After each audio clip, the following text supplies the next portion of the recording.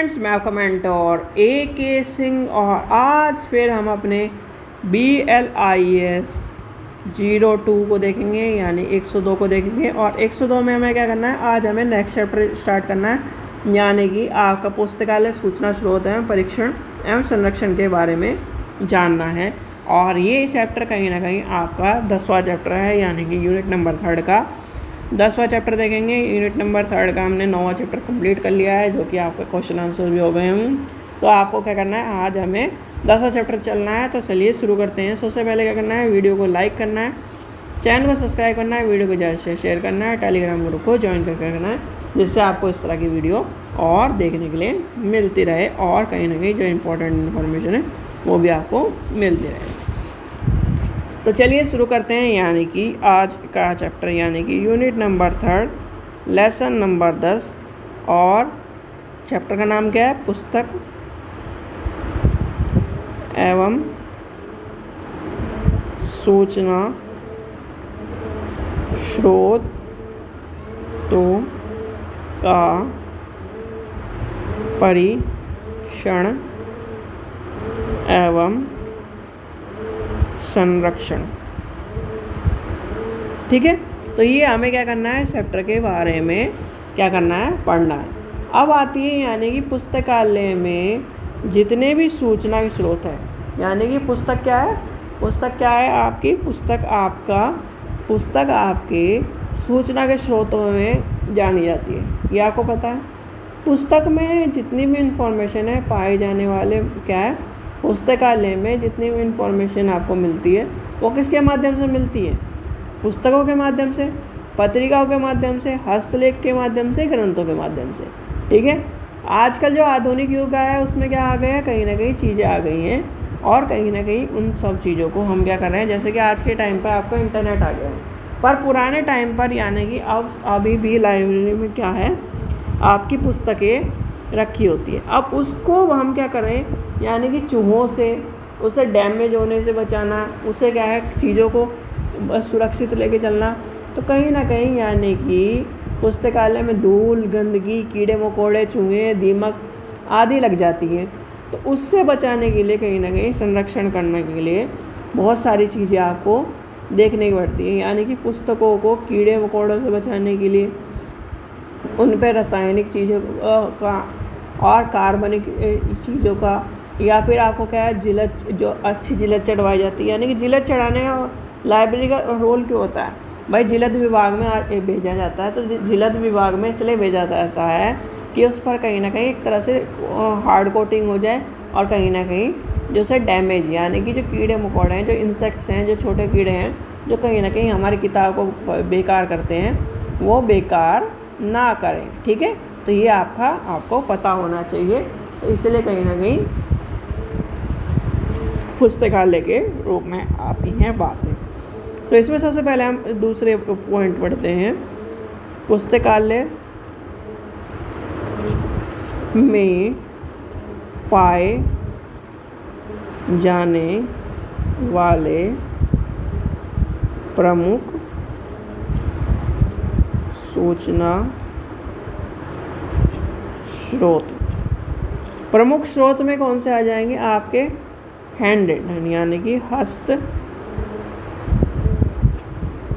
लिखित ग्रंथ। फिर आपका आ जाएगा दूसरा, आपका आ जाएगा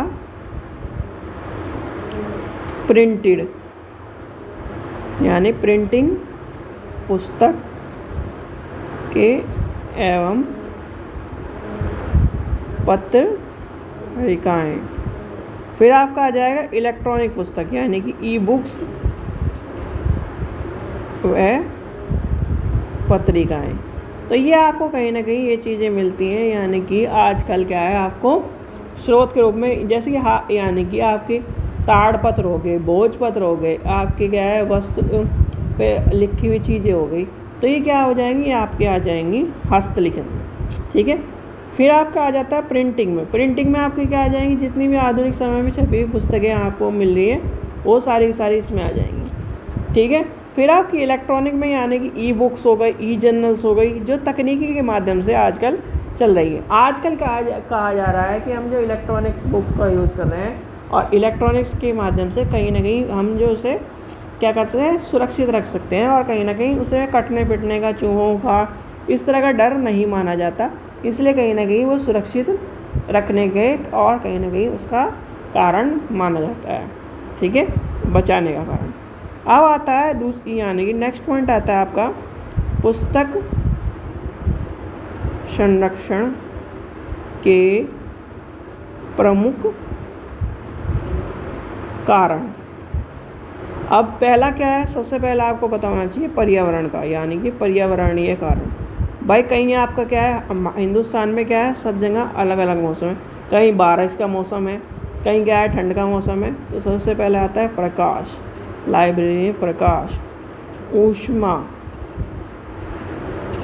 फिर क्या है, आर्द्रता, नमी जिसे कहते हैं। फिर आपका आ जाता है धूल एवं गंदगी। क्या है, आप कहीं भी चले जाओ, यानी कि अपने घर में ही देखो, थोड़ी यानी कि ये 2-3 दिन साफ़ ना करो तो आपका क्या गंदगी देखने को मिलती है। ऐसे क्या है, लाइब्रेरी में उन्हें साफ़ करना पड़ता है। वो गंदगी क्या करे, डैमेज कर रही है, और डैमेज करते करते क्या है, जैसे आपकी गाड़ी क्या है, आप गाड़ी को धोते हो, साफ़ करते हो, तो कहीं ना कहीं उससे क्या होता है, उसकी सफाई हो जाती है, एक तरह से अच्छी दिखाई देती है, और वो क्या करती है, हमारे चीज़ों को भी सुरक्षित रखती है। दूसरा नंबर आ जाता है जैविक कारक। जैविक कारक में क्या आ जाते हैं, नंबर 1 आपका आ जाता है सूक्ष्म जीवाणु, और आपकी आ जाएगी फफूंदी। दूसरा आपका आ जाएगा कीड़े मकोड़े, इसमें आपके काकरोच और ये सारे आपको आ जाएंगे। तीसरे आपके आ जाएंगे चूहे। ये क्या है, कहीं ना कहीं ये आपके किताबों को और आपके क्या है, स्रोतों को डैमेज करते हैं। ठीक है, फिर आपका आ जाता है रासायनिक। 3 नंबर पे आपका आ जाएगा रासायनिक कारक। रासायनिक कारक में भाई अलमारी, यानी कि अम्ल, क्षार, पानी, इनसे क्या करना है, हमें किताबों को बचाना है, और कहीं ना कहीं ये आपके क्या करती है, डैमेज करने के लिए मानी जाती है। चौथा आपका आ जाएगा मानवीय कारण। मानवीय कारण क्या है, किताब फाड़ ली, या फिर आपका उसके क्या है, चोरी हो गई, ये सारे के सारे आपके आ जाएंगे।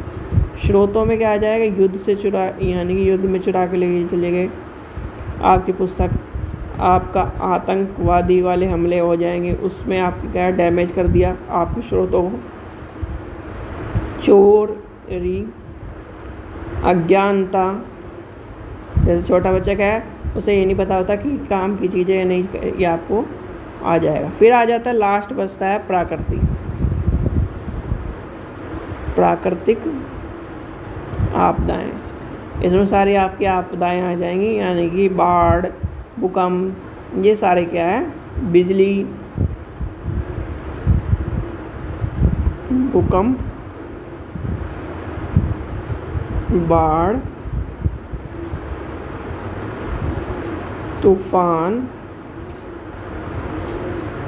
बिजली, ये आपके क्या है, कहीं ना कहीं नुकसान पहुंचाने वाले कारण बनते हैं। ठीक है, तो ये क्या है, कहीं ना कहीं आपके नुकसान पहुंचाने वाले कारण है, और नुकसान पहुंचाने के लिए कहीं ना कहीं आपको देखने को मिलता है, यानी कि आपका क्या है, स्रोतों को नुकसान पहुंचा रहे हैं, और स्रोतों को नुकसान पहुंचा रहे हैं तो कहीं ना कहीं आपको क्या है, लाइब्रेरी को और कहीं ना कहीं इन सब चीज़ों में आपको चीज़ें नुकसान के तौर पर देखने के लिए मिलेंगी। और जो भी स्टूडेंट यानी यूजीसी नेट की तैयारी कर रहा है, वो मात्र 100 रुपये में हमसे यूजीसी नेट की किताब ले सकता है। फिर आती है आपकी संरक्षण में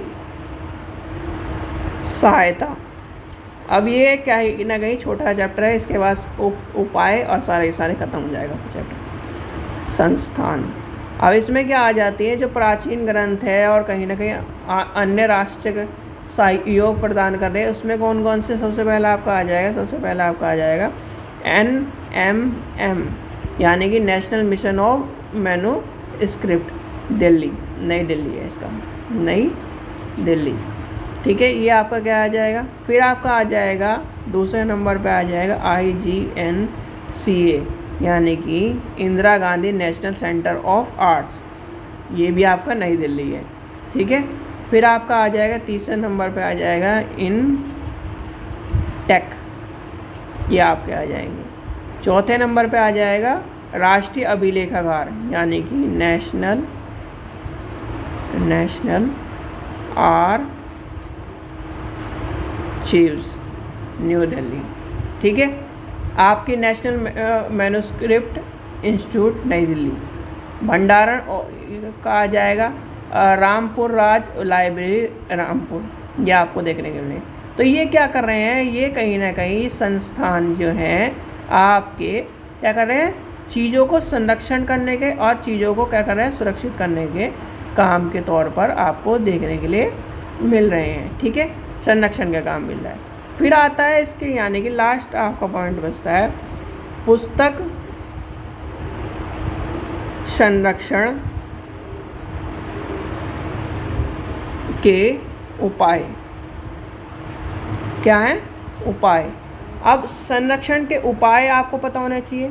ठीक है, उपाय में क्या है, यानी कि सबसे पहले हम लेके चलेंगे कि ग्रंथों को ऊंचे स्थान पर रखा जाए, जिससे क्या है, सीलन ना आए। लिख लीजिए, ग्रंथों को क्या करना है, हमें ऊंचे स्थान पर रखना है, जिससे कहीं ना कहीं सीलन ना आए। फिर क्या करना है, साफ सफाई, यानी कि ग्रंथों की साफ सफाई करनी है। ठीक है, अगर संभव हो सके यानी कि टेम्परेचर को मेंटेन करके रखना है। क्या करना है, टेम्परेचर को मेंटेन करके रखना है। ठीक है, फिर आता है कीड़े मकोड़े और नमी से बचाना है। हमें क्या करना है, कीड़े मकोड़े और नमी से बचाना है। पुस्तकों को क्या करना है, अलमारी में रखना है, सुरक्षित रखना है, जिससे कहीं ना कहीं चीज़ें बची रहें। ठीक है, स्रोतों को भावी पीढ़ियों के लिए सुरक्षित रखना है। आधुनिक तकनीकों का प्रयोग करके कहीं ना कहीं जो पुराने स्रोत हैं उन्हें आधुनिक तकनीकों में बदलकर उनके क्या है, कॉपी बना लेनी, यानी कि जिससे कहीं ना कहीं सूचना का हम रूपांतरण कर सकें और कहीं ना कहीं हम क्या कर सकें। जैसे कि आपके क्या है, पांडुलिपि में थी, उसे आपने क्या कर लिया, स्कैन करके कंप्यूटर में उसकी कॉपी बना के रख ली, तो वो भी आपका कहीं ना कहीं इम्पोर्टेंट चीज़ आपको देखने के लिए मिलेगी। फिर लास्ट बचता है आपका सूचना तकनीकी और संरक्षण, ये है आपका लास्ट पॉइंट। इसके बाद आपका चैप्टर खत्म। ठीक है, अब क्या आता है, यानी कि पुस्तकालय में हम तकनीकी के माध्यम, जैसे आपको मैंने बताया भाई पांडुलिपि थी, उसे तकनीकी माध्यम से मैंने क्या कर लिया, उसे क्या कर लिया, सॉफ्ट कॉपी बना ली। ठीक है, वो कर दिया। फिर आगे प्राचीन संस्कृति और धरोहरों को ज्ञान के का यानी कि जो ज्ञान है उसे क्या करना, ट्रांसफ़र करना। प्राचीन जो ग्रंथ हैं उनको सूचनाओं का उनको संभाल के रखना। इंटरनेट और तकनीकी माध्यम का उपयोग करना। आपका क्या हो जाएगा, कहीं ना कहीं जो तकनीकी यानी कि जो डिजिटल कॉपी यानी कि ई बुक्स का प्रयोग करना। और कहीं ना कहीं हम क्या कर रहे हैं, चीज़ों को यानी कि चीज़ों को डिजिटलाइजेशन करना और कहीं ना कहीं हमारे सूचनाओं का भंडारण करके रखना, और पुस्तकों को संभाल के रखना।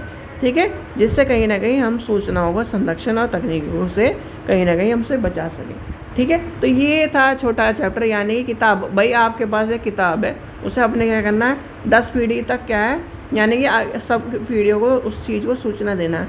तो आप क्या करोगे, उसकी 10 कॉपी बना लोगे, उसे कहीं ना कहीं क्या है, सुरक्षित रख लोगे, कि इंटरनेट पर डाल दोगे। तो ये सब चीज़ें क्या हैं, ये बताई गई हैं आपके इस चैप्टर में। ठीक है, तो सूचनाओं को कैसे बचाना है, चूहों से बचाना है, कीड़े मकोड़े से बचाना है, इन सब चीज़ों से बचाना है, सीलन से बचाना है, पानी से बचाना है। तो ये सारी चीज़ें इसमें बताई गई। ठीक है, ये छोटा चैप्टर था 10वां। आशा करता हूँ आपको वीडियो पसंद आए। वीडियो पसंद आए तो लाइक करें, चैनल को सब्सक्राइब करें, वीडियो को ज़्यादा शेयर करें। और ये चैप्टर आपका आज खत्म हो गया है, कल आपके क्वेश्चन आंसर खत्म हो जाएंगे।